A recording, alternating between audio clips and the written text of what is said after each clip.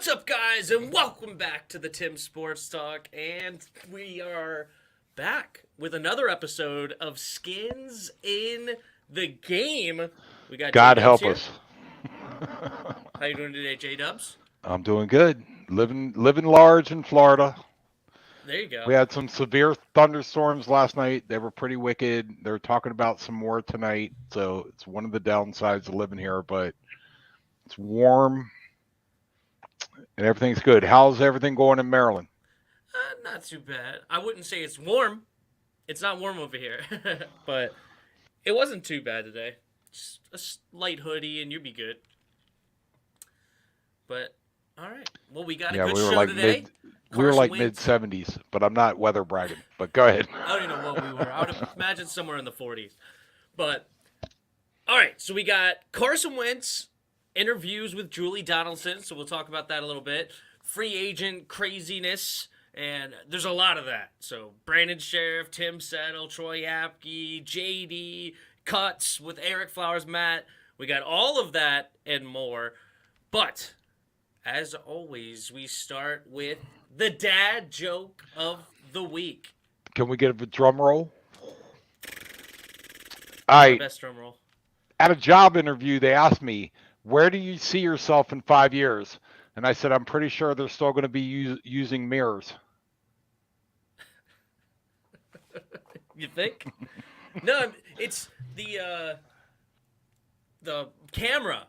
You flip it around. You don't need mirrors anymore. You've removed all mirrors. They're all FaceTime cameras. Oh, I was expecting the chat to blow up on that one. That's one of the better ones. Well, people aren't here yet, but that's okay. They'll come eventually. I know. They will be here. I'm assuming. They cannot stay away. Well, they can. We'll Yeah, see. they'll find a way. All right, do that. Make sure people can see us. And send it into the Discord. Everyone. Oh. What? Live with J-Dub. All right, here we go. All right. Now it's official. What up, Devin? How's it going? All right. What do you got? Oh, I get to go first? It's up to you. All right. Well, I looked at the most wins in the NFL since 2000. Okay. I'll give you a chance to guess who has the most wins. I think it's easy. Patriots. Yep. But they had 254 wins in the last 21 years, and they're averaging over 12 wins a season. Do you care to know what the Redskins/Commanders number is? What their average is? We're averaging around 6.5. Yo, you were dead on. It's like 6 point something. We have, hold on, let me see it. We have 146 wins in the last 20 years. It translates to 6 point something wins a year. Over 100 less wins. Yeah. So, I mean, we could play this as long as you want, but who do you think the second team is? That's interesting. I would imagine, if I were to guess, I would say the Colts. No, they're actually number 4 at 217. Okay. So you're in the ballpark. You're doing good. Steelers. They are number 2 at 226. And then I'll fill it out. Less. Yeah. And we can fill it out with the Packers at 223 and the Ravens at 209. That makes sense. 2 great quarterbacks back to back. That makes sense. So that's what I had. It was weak, but it was something. Fair enough. What do you got? Everybody hears me okay. Do you hear me okay? What? Yeah, exactly. No, you're fine. I can hear you fine. All right. It doesn't sound like I'm double speaking or anything? Right, nope. Good. I'm doing something different. I'm trying to record for an audio platform as well, and now I have to hear myself, and I don't like it. But I don't know why you guys like listening to me, because I don't. But I haven't figured it out yet either. Awesome. All right, so Carson Wentz interviewed with Julie. Oh wait, I didn't do my what I got. I wanted to show this off.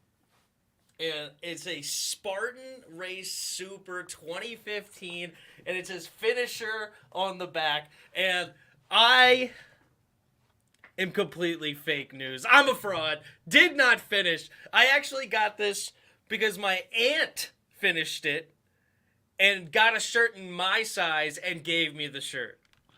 And which aunt is that? Just so I know. Elisa. Okay. So Yeah, she took me on a Spartan race, and it was the worst day of my life. It was a graduation gift, right? And I thought it was going to be fun. Whatever. I could go do this. I played football for years, but I was out of shape. I didn't do anything for almost a year. And she's like, yeah, come do a Spartan race with me. Apparently. That was your birthday present? No, a graduation gift from college. Okay. I'm sorry. Yeah. And apparently, they added 2 more miles to the race that year, but got rid of 2 obstacles. All right, so what's the miles we're talking about? 7 miles to 9. Okay. And it's up double black diamond ski slopes. And down, and up, and down, and up. Okay. Yeah. I wish they did not add 2 miles, because it was terrible. So bad. So how far did you make it? 7 miles.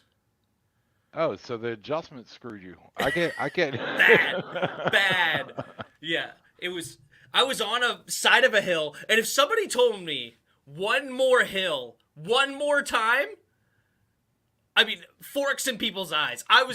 It's like, oh, it's just one more hill, Tim, one more hill. I had probably 25 more hills when I quit, and I probably heard one more hill for 20 hills. It was terrible. So did you get dinner out of it, or a drink or something, or was it just thanks for playing, see ya? Oh, it was bad. I didn't get anything. What I got it was hilarious. So my aunt, before going in, was like, oh, we need some snacks, but I don't remember needing water. I think water, they had water. It's fine. You don't need to bring water. 9 miles, Dad. How many water stations do you think these places had? I say the over-under is at 1. 3. Okay. 1 every 3 miles. It was horrible. And then when you get there, you're like waterlogging yourself, like just drinking way too much water. Oh, so you drink like a gallon of water, and now I'm supposed to run. Yeah, you could walk it. It doesn't matter because it's brutal when you don't train. So where was this? Somewhere in Virginia. Western Virginia. Not West Virginia, but Western. But like ski slopes in Virginia. Yeah, legit ski slopes. Legit ones. But anyway, that was my what do you got? Hope it's a laugh. All right. Well, now we'll see if the chat has anything to say about it's all good. What up, Devin? I've noticed silence after that. What's up, Devin? What up, Eric? How's it going? What up? So we're on to the Carson Wentz interview. So he interviewed with Julie Donaldson today, now being officially a part of the Commanders. And there wasn't much as far as it was all the cliche and I'm excited to be here, and I'm excited to get with my teammates, and we're going to have a great year. We're doing this, we're doing that, whatever. You need to talk about a little bit about the Eagles, of what that's going to be like facing those guys again. But he was like, yeah, I can block it all out. It's no big deal. So played that down a little bit. Yeah, I say BS. Yeah, we'll see. But the one thing that kind of come out that I didn't really think about was his 2 numbers that he played with. He played with number 11 in the Eagles and number 2 in Indianapolis are both already taken. Because we just re-signed Cam Sims, and De'Ami Brown, our 3rd-round pick last year, has number 2. And when asked, what is he going to do? He goes, yeah, I got to make some phone calls, this, that, whatever. And she basically was like, oh, well, who are you going to call first? Like, basically, what number do you want? And he was like, I can't. I'm not going to say. Who does he call first? Cam Sims. So he wants number 11 back. Well, I'm just thinking that's the one that's most likely the easiest one to get. Yeah, maybe. right? Well, De'Ami Brown, he didn't do much either, but he was a third round pick compared to Cam Sims, who did just get paid a little bit, not a lot, but so you. But it also depends You on know what he what? wants. Does he want 2 or does he want 11? You know what? I don't buy into this whole BS number. Give me freaking 175 on my jersey. I don't care. And I know there's a limit to what, but really, it's like he should have said, give me whatever number they got. I don't care. We're going to kick butt. That's my opinion, but that's just me. And maybe that's what it comes down to. I don't know, but Yeah, like what's his name getting Joe Dyson's number. oh, Dwayne Haskins, terrible. But I love Joe Theismann's response. He was like, take it. I don't care. Like, Yeah. why would he care about, oh, you can't have my number? It wasn't the number that did what he did. It was Joe Theismann. So numbers don't mean anything. And there's only 99 available. Well, I guess 100 because I think 0 is available, but maybe not. Is 0 available in the NFL? I'm drawing I don't a blank. know. But we'll go with 99. Yeah, And either way. so how many numbers are Just you going to nobody say wants are off to limits? be 53. No, just kidding. There's a lot of 53s. I just try to make up a number. But anyway, all right, let's get into this free agency craziness. What up, Dave Robb? What up, expert? Von Miller signed with the Bills. Oh, Bills might be dangerous. Von Miller and Gregory Rousseau.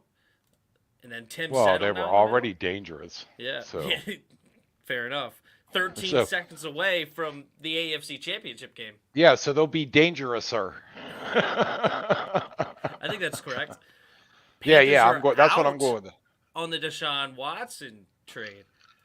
They're in a good spot to draft a quarterback. They may almost have like the pick of the litter, so they can take whoever they want at pick number 6. I think they have pick number 7, 6. Still a crapshoot.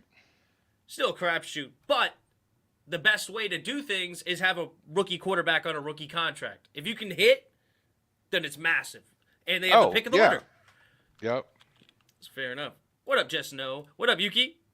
I've been sending NFL news along with Darkside. Yeah, you guys are doing great. And that's for mostly the Monday show. This one's going to be more Washington-centric, but everybody's welcome.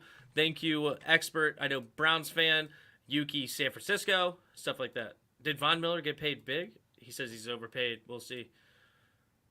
My prediction. Aren't most athletes? I mean, I would venture a guess that 75% of the athletes in the NFL right now are overpaid. I don't think it's that high. I really don't. Maybe the top 15%, 20. Hey, Kirk Cousins though isn't overpaid. Yeah. Really wish we Just still had him. Just a little. Although I heard this year it's only 36. You were exaggerating. I heard this year it's 36 million, and next year it's 40. Ooh, apparently Jonathan Oliver, little insider here. Cam Sims is my friend. He said back in January, Washington is where he wanted to be, which is a bold statement nowadays. And then yesterday, he said, "What's wrong with him?" No, sorry. Would not mind going back to 89. So maybe that's the where he goes. I don't know.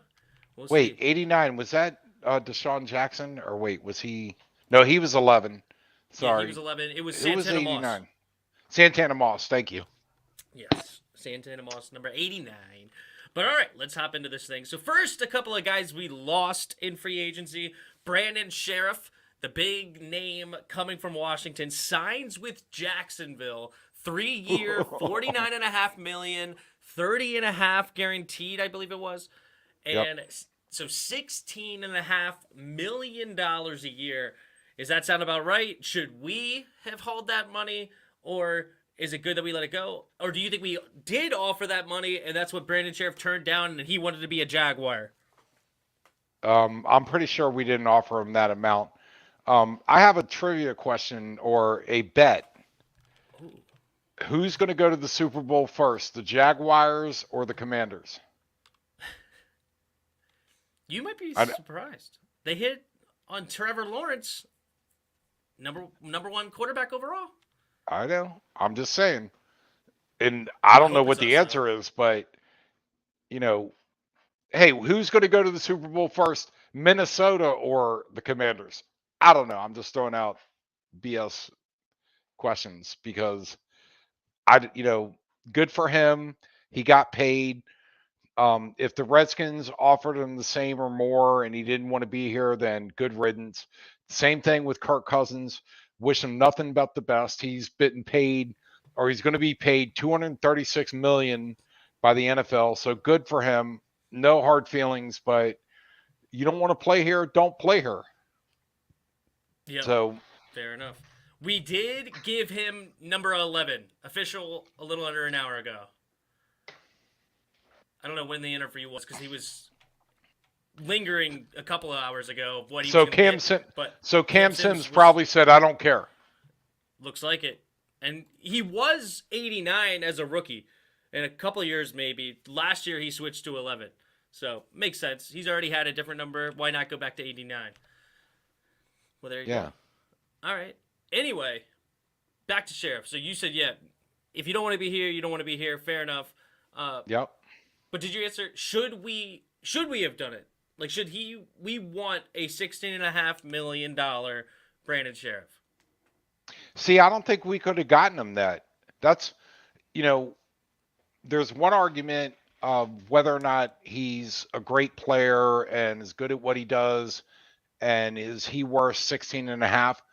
But I think, again, you're dealing with someone that's like, I just want to move out of here. So I don't really think the valid question is whether or not 16.5 million was worth it. He didn't want to be here.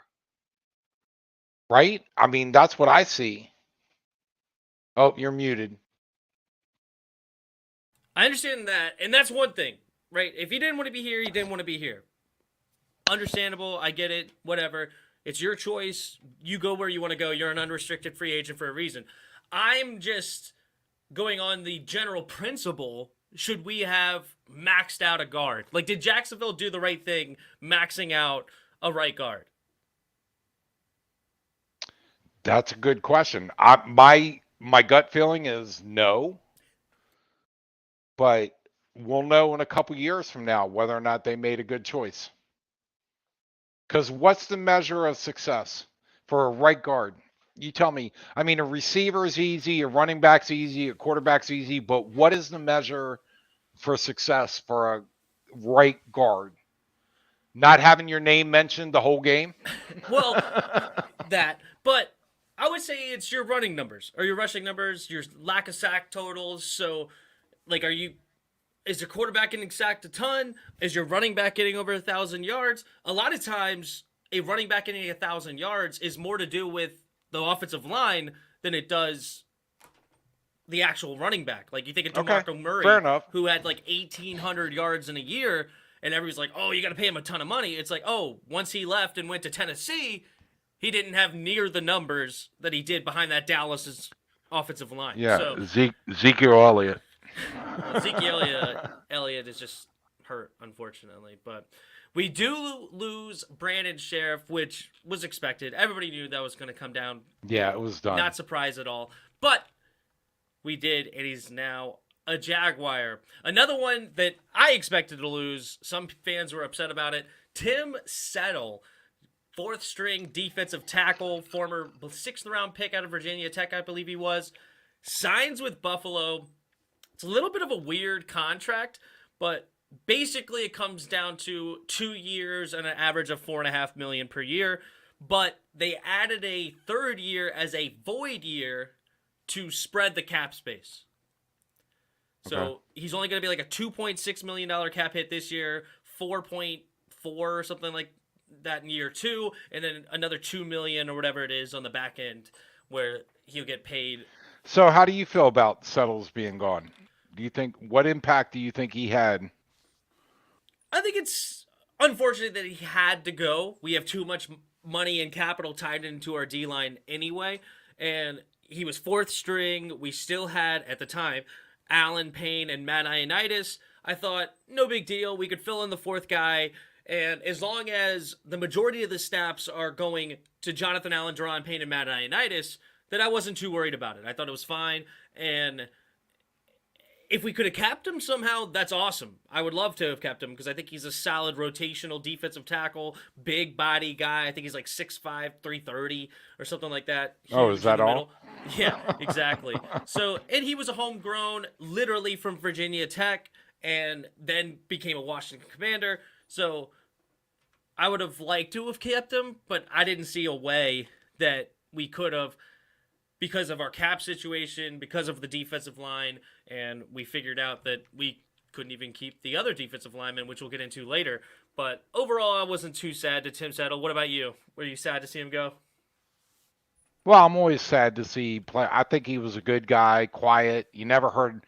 I don't ever recall hearing anything from Tim Settle. So yeah,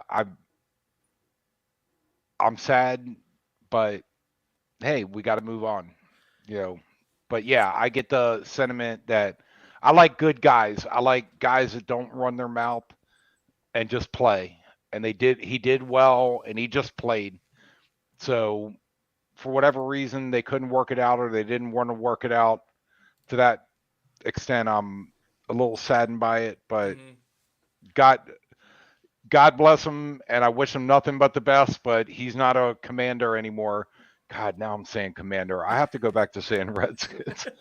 He's not a Redskin anymore, so I don't know who he is. I don't know who he is. Yep. All right. Yeah, I wasn't too sad. Let's see. Jonathan Oliver says, such a loss. Mad Gregory came back to the Cowgirls. D-line's scary again for them. We'll see. They definitely have Lawrence and Micah Parsons, which are two super dangerous guys anyway. Oh, Micah is a beast. Yeah, for sure. I hate to say it, but my God. Settle's 24 years old, though. Should have cut Matt sooner and re-signed him. You know, I don't know. It's up to you who you would rather want more, but apparently we wanted neither. Let's just go ahead and hop into that. We'll save the cuts for later because I wanted to go a little bit in chronological order. Well, I always go back to what Doc Walker said. He's like, in the off season, he always talks about who you want to keep and who do you want to let go. He goes, what was our record? Our record wasn't too good. So there's nobody on the roster that's protected. If we were like 10-6 or 10-7 now, or 11-6, then okay, we can look at people of okay, he helped us win. Well, nobody on this roster helped us win. Mm-hmm. So to his point was everybody's up for grabs. I agree to an extent, but at the same time, it's hard to win in this league when you don't have a quarterback, right? And I actually think it's pretty impressive that we won 7 games with Taylor Heineke. Yep. Which told me the rest of the team was actually pretty decent. And also we had the COVID game where basically nobody played in. And down the stretch, they had a bunch of other injuries where it was like, I thought it was actually impressive what we could do with nobody at quarterback. And now we have a legit 6'5", 240-pound quarterback, strong arm, veteran experience, 29 years old. I thought we had a real chance if we could retain a lot of this roster and then move on with Carson Wentz, that who knows, sky's the limit in that kind of situation. Yeah, but I still think we have to shore up the middle linebacker and the secondary. And we get a couple players, which, to your point, last year, if we'd have had a legit middle linebacker and another piece, whether it's free safety or cornerback on the back end, I would have liked to see what we could have done with Heineke. But you made a valid point that, hey, with Heineke, we still won 7 games, even though one of the games, 20, how many, 4 or 26 players were not even. Yeah. Or couldn't practice all week at the very least because they pushed it back, but they couldn't even be in the facility because of COVID. So you're out of the meetings, well, maybe zoomed in. Yeah, with all your masks. Sorry. But yeah, so you couldn't even be in the facility. Now you're not running with the team. You're not walking through the practice, like the plays. You're not doing everything you're supposed to be doing all week because the league's not letting you. So even if you did play, you're at a severe disadvantage to a team that's been preparing for you all week. Or Yeah. now even extended a week, and because they didn't play till Monday or Tuesday, one of those. But Oh yeah, they didn't play till Tuesday. yeah. So, So but you the still didn't have your NFL and their quarterback. You had your yeah. fourth string center, third string guard. Yeah, Secondary it's was crazy. rough.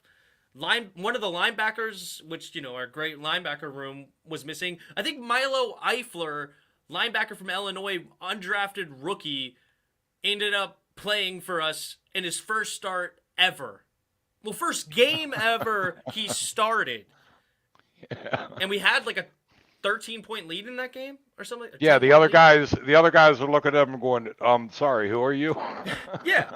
So if you have that game, in which obviously it happened, so that's already a pretty much guaranteed loss. You basically won 7 of 9 games, 7 low wins, 9 losses. Easy for me to say. You basically had that with Taylor Heineke. So I wanted to retain as many guys as possible, and I feel like they're retaining the guys I didn't really care about, and then they're cutting the guys or letting them go that I did want. So what's new in Washington? Deja vu. Speaking of re-signing some guys that we'll see how it turns out. But first up, we re-signed the elite special teamer. Elite special trap is back. Troy Apke. And what's funny about Troy Apke is his contract is unknown. Like I don't know what he signed for. Just like his ability. Sorry, did I say that out loud? I'm sorry. Hold on, let me rewind. That was awesome. That was great.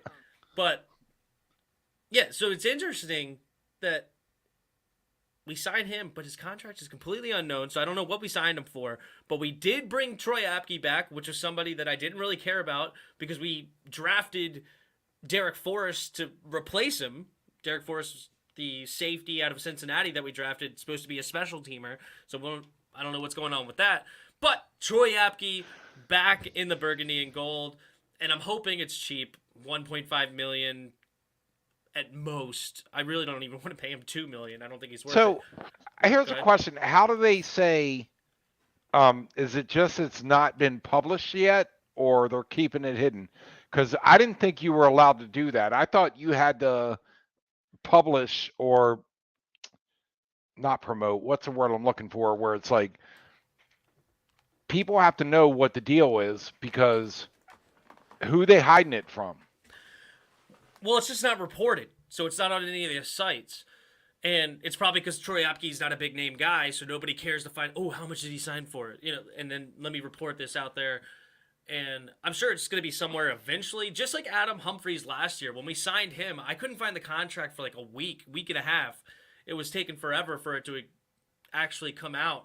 So, and the contract was so important of, did I like the deal or did I not like the deal? Like, if we paid him $5 million, I hated the deal, but we ended up paying him like $1.2 million, and I didn't hate the deal anymore, so I thought it was fun.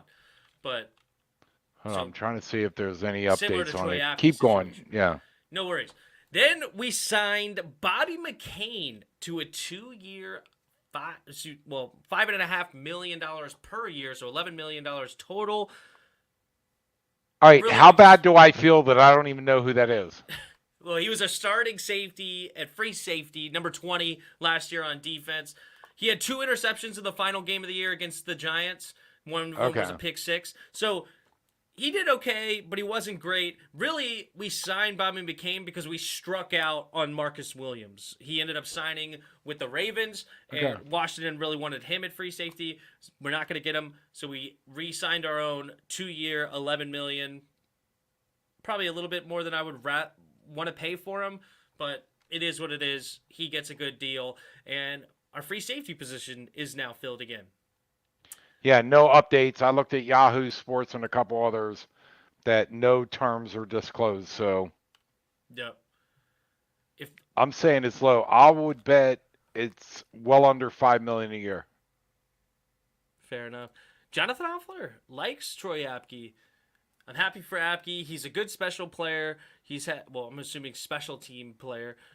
He's had to mature at his position. He knows how to control his speed. I don't. We'll see. They talk him up big time. But I was just going to say, he didn't necessarily say he was happy about it. He just pointed out the positives. Read that again. No, he said, I'm happy for Apke. Yeah, he said, I'm happy for Apke, not I'm happy that we picked him. I guess so. I'm sorry. I was playing a little. He's not happy. He might not be happy that he's actually back, but he's happy for the person. I see what you're saying. I'm picking up what you're putting out. We scored Thank God early somebody is. with Wentz. Who's we? I don't know. What's up, Truckin' Way? Truckin' with A, rather. Jonathan, if players really appreciated the amount of money they get, the money wouldn't matter. They would play to win. I'm sure you agree with that, Dad. And to an extent, yes, but a lot of people literally just do this for the money. They don't actually really enjoy the game, which is why Tom Brady is the only quarterback in forever that actually took a pay cut, and now he has 7 Super Bowls, been to 10, and actually does care about winning. And a lot of people it doesn't hurt that Tom Brady is married to someone who makes more money than he does. He's not going to a soup kitchen, but I just think none of these guys are. I know. That's my point all the time. What's the difference in signing, like Terry McLaurin signing $140 million deal and $100 million deal? Is his life really going to be any different if he signs either of those contracts? No, I think that too many players in the NFL are too young and stupid that don't have anybody to guide them to understand that. Let's put this in perspective. If you make $1 million a year for 5 years, someone making $100,000 a year has to work 50 years to make what you made. Yeah. And so they're like, well, my career in the NFL is only 5 years. Yeah, but in most cases, you're going to make multiple millions of dollars. And a lot of people would be thrilled to make $100,000 a year. Mm-hmm. So it's like, they buy private jets, they buy yachts, they buy, and you don't have to quit working. You can become a coach, you can become an analyst, or you could just go get a normal job, become an accountant, or an IT guy, or whatever, and you could continue to make maybe $100,000 a year, and now you have $5 million as a nest egg, or whatever the taxes come out to be, maybe $2.6 million as a nest egg at 30 years old, and you're good to go. Right. And I just want to add one more thing, that people look at the owners and think, man, they're making billions of dollars. These players should go get as much as they can. That's true. But understand that whatever the players get, the fans are paying for, because the owners are still going to get their billions of dollars. Yeah, they are going to take a pay cut. That's for sure. You're going to end up paying $12 a beer, $17 for a hot dog. Oh, by the way, $40 for a box of popcorn that's like this big. Right. By the way, they stopped selling the regular beers. Now they sell like 24-ounce beers, and now they're like $20 a pop. The big beer. So they don't sell the warm beer. Yes. That's what I heard. Oh what? My! Wow. Wait, what happened? What did I miss? You know what you said. I'm reacting to that. Oh, okay. I'm sorry. Beer that you're gonna end up having warm. That's what I heard. 3/4 the way through. And I've been a season ticket holder, or was a season ticket holder for nearly 20 years, and I heard that now they don't sell the 16-ounce beers anymore for $9.50. Now they sell the tall beers, and they're like $18, $20. Something is ridiculous. It is. True. And understand the NFL owners, none of them pay a dime for any of those beers. They give advertisement at the stadium, and they get all the beer for free. So anyway, enough of this political BS. Let's go on to the Yes. All right. I want to take this time. 17, you're in the house. Thank you so much for being here. Today's the last day to enter the tournament challenge for the NCAA March Madness. It's the first link in the description. It's free to enter. Type in the password, fill out your bracket, and you have a chance to win $100 and the first Tim's Sports Talk merch. So please join. We're having fun. It's like 25, 30 brackets in there already. And Dad, I'm going to get you to make one when we're done. So make sure everybody's in there. But yeah, let's just have some fun. Nobody really knows what's going on anyway. It's all a crapshoot, and it's a lot of fun to watch the games, and it gives you a little bit of something extra to be interested in watching them. Skin, so, it gives you skin in the game. It gives you skin in the Sorry, game. I had to jump on that. No, you did great. That's a great one. I wasn't thinking that way, so you did good. But yes, so make sure you enter the tournament challenge. Make a couple of brackets. Have some fun. I don't care. We're going to have a good time doing it. All right, back to free agency. So the J.D. McKissic situation, very interesting.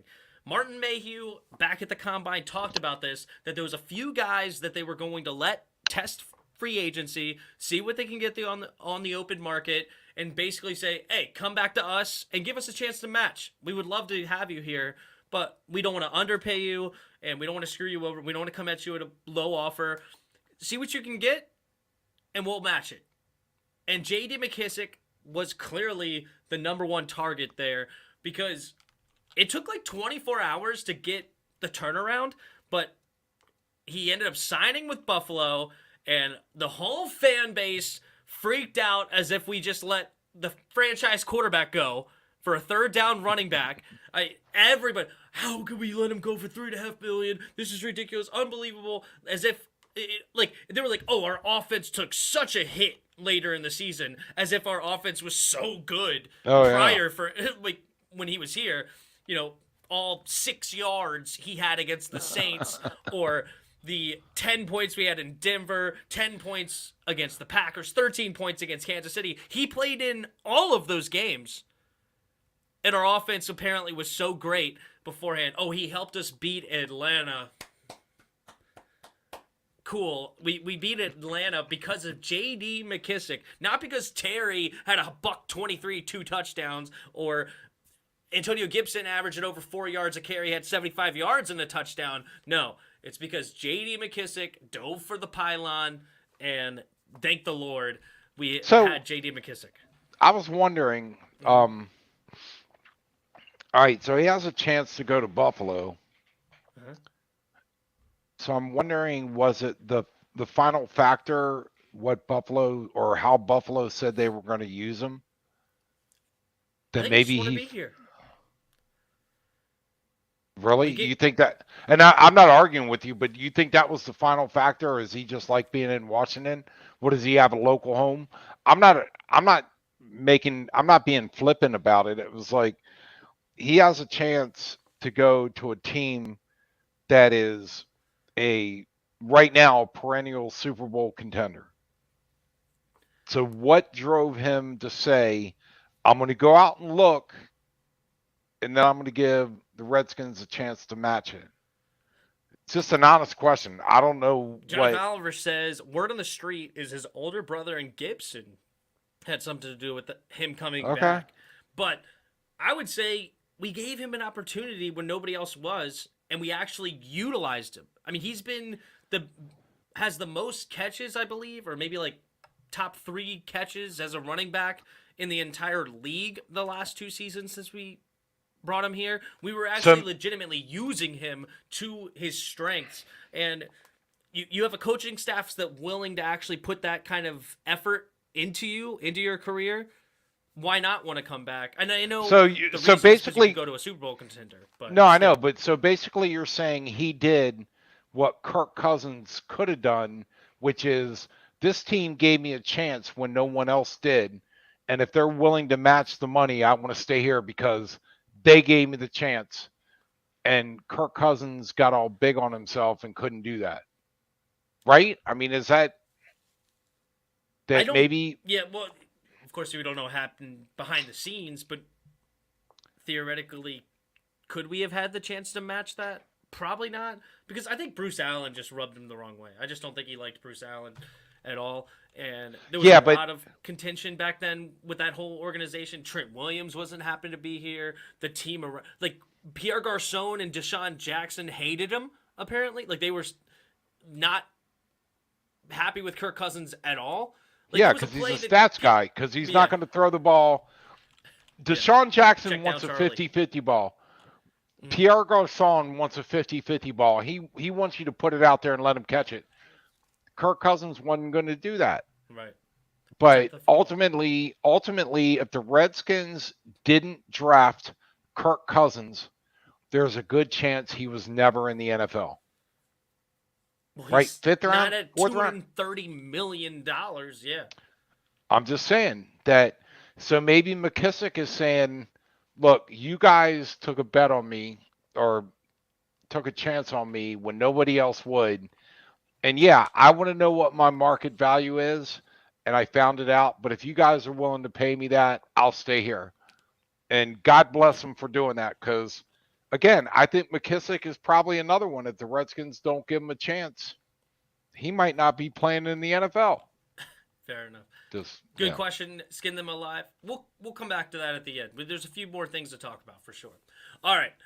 But anyway, all of that to say, J.D. McKissic is back. I'm sure the fan base is happy, and I wanted him back. I wasn't thrilled to see him go, but I just also wasn't freaking out that a backup third down back was gone. It's going to be okay. But these moves we made today are concerning, in my opinion. The first one, I'm going to say it's not so controversial. Landon Collins is going to be cut, but apparently it's not going to happen until after June 1st. And instead of saving, I think it was like $6 million, we can save $12 million on the cap. But, of course, that means we won't see the money until after June 1st, which means there was a couple of other cap casualties. And the two big names. Before you move on from Landon Collins, I read I won't say an article, but a snippet where he said, they asked me to cut my contract. They asked me to cut my contract again. And then they let me, they released me, and I wasn't even the first one to know. Well, didn't he say he invented a new position? What was it called? Yeah, a.k.a. a linebacker that doesn't want to be called the linebacker. Yeah. It's brand new. It's a brand new position, everybody. I'm a floater. The Buffalo Nickel. The Buffalo Nickel. A.k.a. I play outside linebacker, but I don't want to be called an outside linebacker. Yeah. Like, I'm the flex guy, but go ahead and move on. I just wanted to, he was saying that. Landon Collins makes complete sense, in my opinion, to let him go. We have Cameron Curl. Bobby McCain was playing a different position anyway, so Bobby McCain and Cameron Curl will be our starting safeties. That's a better duo than Bobby McCain and Landon Collins. We have two outside linebackers already. We need a middle one. He can't be a middle. Makes complete sense to cut Landon Collins. But then we cut Matt Ioannidis, which I thought this was boneheaded when I heard this. To be very honest. Please share with me your thoughts. Yes, it's because defensive line is a rotational position. Nobody plays 100% or even 90% of snaps. Jonathan Allen and Daron Payne basically play like 70 to 75% of the snaps, right? Matt Ioannidis played 60.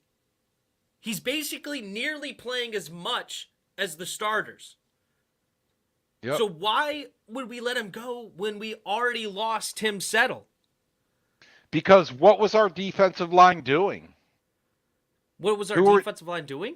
Who were they impressing? Who were they shutting down? I mean, our run defense was pretty solid. It was our pass that on the outside, we couldn't get to the quarterback. And then our defense secondary and our defensive front were never on the same page. So when we did get pressure up the middle, there was a guy wide open. When the defense actually started covering, and then it's like, oh, of course, that play is the play that we don't get pressure. Because I think it was like between when we were healthy in the first 6-7 weeks of the season, we were like top 5 in pressures, but those pressures weren't turning into sacks because the ball was out of the quarterback's hands in the 2 seconds or 2.5 seconds pretty much every play. So I thought our defensive line, especially the interior, played fine. And having a guy of Matt Ioannidis, who was only an $8.3 or something like that $million cap hit anyway, it's not like he was getting paid $15 million like Landon Collins is, but he was only an 8.3 for a guy that plays nearly as much as your starters and continues to give you quality snaps at that position, right? Like, it's not a huge drop-off when you go from Daron Payne to Matt Ioannidis. You still have a scary dude in number 98 that they're going to have to put a man on and actually think about. And then on top of that, you'll have Chase Young, Montez Sweat, Jonathan Allen, or Daron Payne. And sometimes they put all 5 out there. They ran a 5-2 defense, 5 defensive linemen, only 2 linebackers. Like, that's a super dangerous front. See, I teed up your platform perfectly. Thanks. Appreciate it. So, I was disappointed in Matt Ioannidis because I didn't think it was necessary. And then now we have a hole in a rotational guy, which is unfortunate. Then. So wait. Do we have details on what Ioannidis is making in his new team? He hasn't gotten signed yet. He just got cut. Okay. Like, he wasn't a free agent guy that we let go. He was under contract and we cut him out of nowhere. Right? So maybe they're hedging their bet, going, "Hey, somebody might pick you up." We'll see. I'm sure somebody will, but we'll see what he ends up making. He's only 28. Maybe he'll turn 29 sometime this offseason. No, and in all fairness, I like Ioannidis. Again, just a business guy, no drama. So we just have to trust in the, as hard as it is to say. We just have to $8 million was too much for Matt. No, it's not. An $8.3 million legit defensive tackle. I mean, the top defensive tackles are getting paid like $20 million a year, $19 million. I think, didn't Jonathan Allen get paid like $18 million a year? So he's under half a starter money, and he's giving you quality snaps. I just disagree that it was too much money. And then we top it off with cutting Eric Flowers, our starting left guard from last year. We can save his entire contract, so I do respect that point of we get $10 million back. But my whole reason of being irritated by this, I ask, for what? Like, why are we creating... We already lost our right guard, starting right guard with Brandon Scherff. Now we lost our starting left guard. All for what?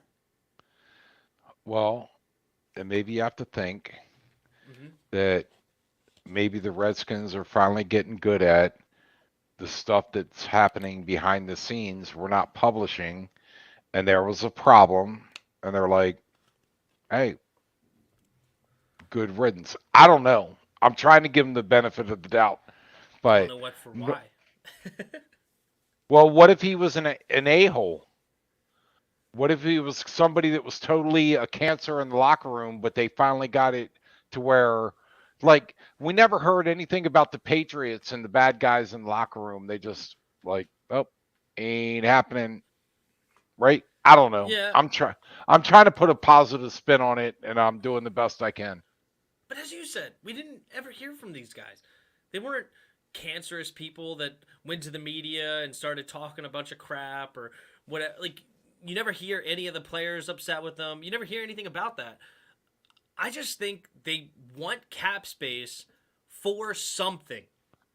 What that something is, it sounds like it's Troy Apke, Bobby McCain, Cam Sims, which... Or what about Matthew? Well, we'll see. KC. But I'm just talking about the guys we've signed so far. And those guys are not better or as important, in my opinion, as Eric Flowers and Matt Ioannidis. I just don't believe that. But I still think you could have gotten away with this if, instead of trying to save extra money with Landon Collins. You cut him for your $6.5 million or whatever. You have $12 million in cap space. You could sign a couple of more guys. You can restructure Carson Wentz's contract, push some money down the road. He's zero money guaranteed after this year anyway. Just kick some money down the road like a normal contract. You could kick $10 million there. Restructure maybe another contract or two. And then you could have a couple extra things and then not create two holes on your team. 60% of the snaps on defense we now have to replace. That's a hole. 100% of left guard snaps you have to replace. That's a hole, right? Tim Settle's not. But hold on. But hold on a second. 60% of the snaps on defense we have to replace on a team that went 7-10. So how great? And again, I'm just trying to look at the positive that we are so used to the flashy trades or the flashy keep this guy, keep that guy, try to play. So I'm hopeful, and maybe they're totally inept and they don't know what they're doing, but I'm hopeful that we finally got a regime in charge that's like, you know what? We're going to do things a different way. And yes, this got us X, but X didn't get us anywhere. X didn't even get us to the playoffs. Everyone in this room is all we need is everyone in this room. Ron Rivera. And then he cuts. Well, but that's what he's got to. But that's what he's got to say. Yeah, it's coach. What's he going to say? Oh, everybody in my locker room is a bunch of idiots, and I need to replace them all. He can't do it.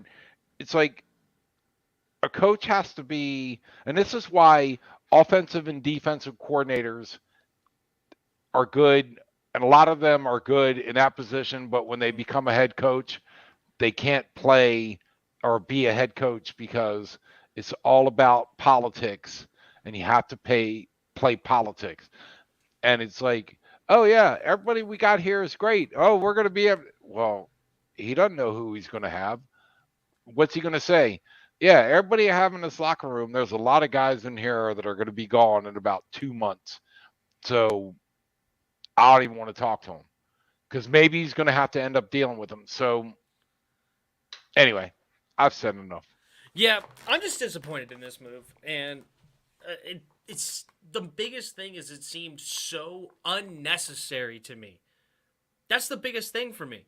That there was ways to get money without cutting those two and creating two holes. And why I'm so disappointed, somebody asked earlier about the draft, is I wanted to draft Nakobe Dean, middle linebacker out of Georgia, and wide receiver George Pickens out of Georgia, a 6'3", 4.4 speed, can get separation, phenomenal hands. Is going to be a steal in the second round because of his knee injury. The guy is easily, in my opinion, one of the top 3 receivers in this draft. No questions asked. But he's probably going to be like the 7th or 8th because of injury. With those two players, and then you re-sign Bobby McCain alone, and then you have 3 other draft picks, we have no holes anymore. I mean, are they top-notch players? No. But we literally have no holes on the team. We have a legit starter, top to bottom, throughout our entire team. And as I said, we can make a couple more restructures or whatever to get a couple extra dollars to be able to re-sign, in my opinion, DeAndre Carter. We still have a return man. Joey Sly, who we tendered for a kicker. We already have our punter. We already have our long snapper that we traded for last year. We have a complete roster, top to bottom, but now we just created two holes, in my opinion. Again, for what? It doesn't add anything to the team. That's what's so frustrating to me. But no, I get it, and yeah. I don't have the answer to it. The only thing I can hope for is at Ron Rivera's desk in a conversation, he saw something in the interview that said, you know what? We're better off without you. That's what I got to go with. But I have nothing to base that on. The one thing So I'll say in Ron Rivera's defense and Martin Mayhew's defense, this is recoverable. Like, I'm not saying that these moves are now we're doomed and there's no chance for success. Like, I'm not saying that. My only point was I just think it's unnecessary. no, I get it. Because because I'm really scared that we're gonna draft a guard in the first round, so we can keep a guard for 6 years and not pay him at the end because guards cost too much. Clearly, like I'm afraid of that. Like I don't want another first round pick that we're not going to sign to a second contract because it's a stupid position to draft in the first round. Like I get it. It's a valid position. I can't argue. Yeah, so that's But in 2 years, again, we'll know it's whether not or the end of not the you're world. right or wrong. Yeah, my anger is not because we're screwed, we can't win, blah blah blah. We could still have a great year. We fixed the quarterback spot, which is the most important. We still have Terry McLaurin, we still have Chase Young, Montez Sweat, Jonathan Allen, Deron Payne, Cam Curl. List can go on of a lot of talent still on this team.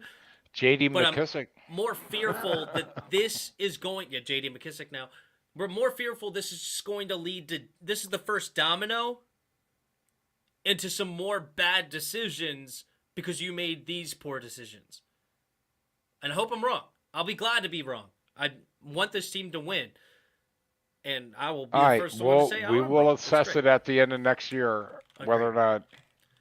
All right, so I've asked the question now several times, why and for what? And who do you want in free agency now? I know you mentioned Tyrann Mathieu. There's Allen Robinson, a 6'3" receiver, 1,000 yards, I believe Pro Bowler in the past for Chicago, that we could potentially go get, still in the market. Bobby Wagner, middle linebacker from Seattle, who's like 31 now, but still has a few more good years left. I guess those are probably the three biggest names that we should throw our hat. Oh, and Miles Jack. I don't think Miles Jack is signed yet. A 26-year-old linebacker from Jacksonville who got cut this past week. Basically, out of those four, if you had to pay 15 to 20 million for one, or I would say maybe 13 to 15 million for two, who are you going for a year? Well, I think the middle linebacker spot is very talk about holes. Yeah. I like Mathieu just because I think he's one of those cocky secondary guys that it's a leader that's going to be the captain of the secondary, and he's really, really good at what he does. So I wouldn't have a problem with Mathieu or a couple linebackers or the big splashing linebacker, but I think those are the two spots you got to go for. Whether it's Mathieu or not, we need somebody in the secondary and we need somebody on the linebacker core because what's his name? I can't think of it right now that they drafted and he hasn't really gelled. Jamie Davis, the linebacker? Yeah. So I would love to see them make a big splash and the defensive, either linebacker or the secondary, and basically get somebody out there that, because look, quarterbacks and safeties have to be cocky. Mm-hmm. They have to talk smack and they have to be able to back it up. And I would love to see Mathieu or, like I said, somebody in the secondary. Yeah, I like or linebacker or linebackers. Yeah, we need to shore up the middle linebacker, the captain of the defense, inside the box defense. We need to have somebody that can, what's his name? Oh my God, I'm drawing blanks. Who was our captain of the defense of the line for a long time? The captain. Wait, on the defensive line or the guy that was, in the box. He was making the calls. London Fletcher? Yeah, well, it was after Fletcher. Oh my God. What's not Colin. What was his? Did it start with a C?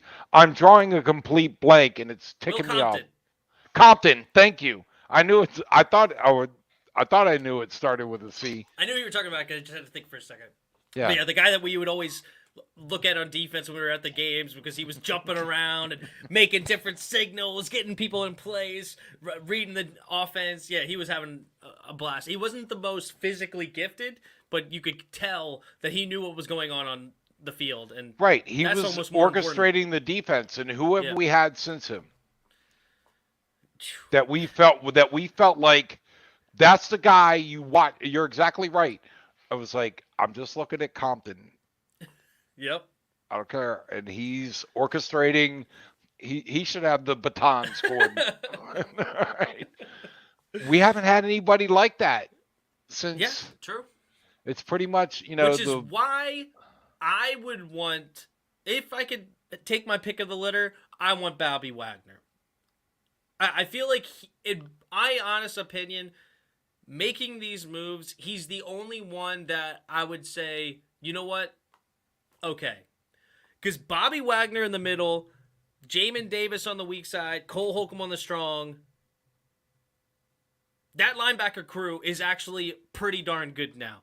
We have the smarts and intelligence of Bobby Wagner in the middle, and you have the physical athleticism of Cole and Jamin both running 4.4s, and he could get them in the right spot so they can play fast and play hard and hit and tackle. I would want Bobby Wagner, I think, as a must. Free safety, I'm not as interested in because we re-signed Bobby McCain. And if we now signed a big-name free agent and free safety, I would be mad that we signed Bobby. Because we just paid him $5.5 million, and now he's not going to be playing. Why in the world did we waste that? Talk about waste. So, if we can go for one of the linebackers, Miles Jack, I don't think he's really the middle linebacker that we need. I would prefer Bobby. Even though Bobby's older, but if we signed him for like a 3-year deal, it's his intelligence, it's his smarts that's going to be the more important factor. Got to have a leader out there. And he's still strong and talented. I'm not saying that he can't move. It's not like you're getting a guy that's John Bostic. But I could take him out in a heartbeat. Yeah, you could take him. Well, that's a given. Nobody ever would disagree. But I would want Bobby in the best deal. Oh, is Miles Jack signed with the Steelers anyway? Okay, well, there you go. Bobby Wagner makes the most sense anyway. That's who I would go for. And is it realistic? Doubtful? Like, I don't know why he would choose us. I mean, we're going to have to probably send a pretty dang big contract towards him. But what's frustrating to me is, okay, I said that would make up for the moves that we made, which is true. I would be happy with Bobby Wagner, and eventually I'll forget about it. But I would still today say, why didn't we sign Bobby first and then cut the guys after? At least that, instead of cutting these guys in hopes that we go get that guy, sign him. Who cares if you go in the negative? There's 4 other teams still in the negative today. Nobody cares, right? Sign him, go into the negative, and then figure out the back end of who you need to cut to make it work, to make it fit. Right. But I still criticize making these cuts prior to this move because, again, we're not a place where a bunch of people wants to go. I know. Well, so most of them don't. The likelihood of him choosing us is still slim, and that's what scares me. But, again, I'll put it behind. If Bobby Wagner ends up on the team, I'll be happy. By the way, Skin Them Alive, your comment was funny at 7:59. That kid, I think his last name is Watson. They say he's pretty good quarterback. Oh, that kid, I think his last name's Watson. I hear he's a pretty good prospect. What do you think about JW? Yeah. Yeah, we can't. He ain't coming here. He ain't coming here. But it would be a 5-head move if we traded a couple of picks for Carson Wentz, right? Yeah. And used Carson Wentz and a package of picks to go after Deshaun Watson. That would be a crazy move. Crazy move. It might be brilliant. It would be. They always say there's a fine line between Crazy genius and and brilliant. insanity. Yeah. Yeah. But that would be a 5-head move because there was no way the Colts and the Texans being in the same division would trade. That wasn't going to happen. But if they ever did find interest in Carson Wentz and you have a third way team, but then I would also ask, how does it work? Because remember, the contract says if he plays 70% of the snaps in Washington, that third round pick next year turns into a second. If he plays for a new team, does that still stand? Yeah, I don't know. I'm not a cap or contract expert in the NFL, so we'll just see how it plays out. I think Wentz would just retire. That's funny. I don't think it's going to happen. I don't think Watson wants to come here. But it would be a brilliant move if we could make it happen. Watson's going to go wherever he gets paid. He's not some kind of altruistic, I want to win everything, just pay him. No. He's choosing where he goes. It's all about where he wants because the contract's already set. He's already under contract for like 3 years. So he's not going to get any extra money. He is hand-picking what team do I want to go to, what players do I want to play with. It's all about now where. He's going to get the same contract no matter where he goes. It's just yeah, but I don't where. think there's that many teams interested in him right now. You So he's got limited pick. I know. I'm just saying that. Going to the Saints. What if he ended up on the Saints? Hey, good for him. That would be interesting for sure. Saints would all of a sudden go from Drew Brees. All right, I'm going to end the broadcast with the Washington Commanders are going to the Super Bowl. Not. I tried to keep a straight face. I couldn't, but. All right, let's read a few comments and we'll get out of here. Watson said he wants to go to a warm place to play. Very possible. Which would be the Saints, New Orleans. That's a dome, so temperature controlled.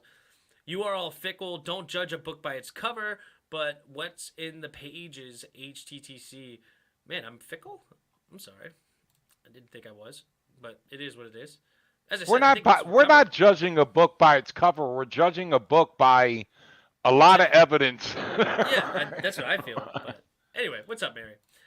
Silent commanding assassins. What in the world is going on there? Christian Kirk really messed up the wide receiver market now. Ugh, that contract was so bad. Did you see how much he got paid? Yeah, ridiculous. Did you even hear of Christian Kirk before today? Or the other day? I did not. I thought when I saw they were lining up the top paid receivers and I saw Kirk, and the first thing I thought was Kirk Cousins. It's like, what's he doing in with receivers? I had not heard of him. Yeah. Full disclosure.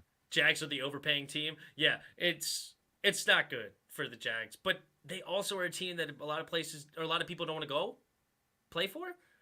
So they had to overpay if they want to get some players. Catch you later. Yep. Great show. Thanks, Jonathan. Thanks, man. Thank you, guys. Devin Lloyd. I'm more of a Nakobe Dean fan than Devin Lloyd. Devin Lloyd's the linebacker out of Utah. He's a great size, 6'3", like 240. I just really like Nakobe Dean's energy and ferocity and all that good stuff. We need to draft a stud middle linebacker with pick 11 and this year's draft and have a silent young defense. I mean, if it's not Bobby Wagner, I want Nakobe Dean. But if it's Bobby Wagner, I'm happy too. Thanks, guys. Y'all rock. Thanks, football fan 7771. Yeah, Appreciate you guys being here. And Santiago said if we have Sony Michel, we can let Antonio Gibson get rest in between J.D. McKissic getting his touches. Sony Michel wouldn't be terrible. He's a first-round pick that never panned out for the Patriots. He still wasn't great for the Rams, which is unfortunate. But, he does have talent. It just hasn't come out for some reason. But if we ended up with Sony Michel on a cheap deal, I wouldn't mind that at all. I think that would be a pretty decent pickup. But I like this one. They thought it was Cousins, too. That's why they paid him so much. Love it. Jamal Agnew. I know that name, and I don't even remember where did Jacksonville pay him? I have no clue. Wentz is getting number 11. Yes, Wentz is officially number 11 for the Washington football team. So if you have your Deshaun Jackson jerseys, you can tape a big Wentz on the back of it. Or Cam Sims jersey if you had one. But I don't know why you would have, but it is what it is. Bring Preston Smith back to Washington. Is he a free agent? That'd be an interesting rotational defensive end. Mitch Trubisky is like Gibby minus fumbles. Oh, Michelle is like Gibby without the fumbles. Fair enough. He doesn't fumble, that's true, but he doesn't get you yards either. But all right, thanks everybody for watching to the end. Again, one last reminder. Hop in the tournament challenge in the description. The first link. Passwords are back down there too.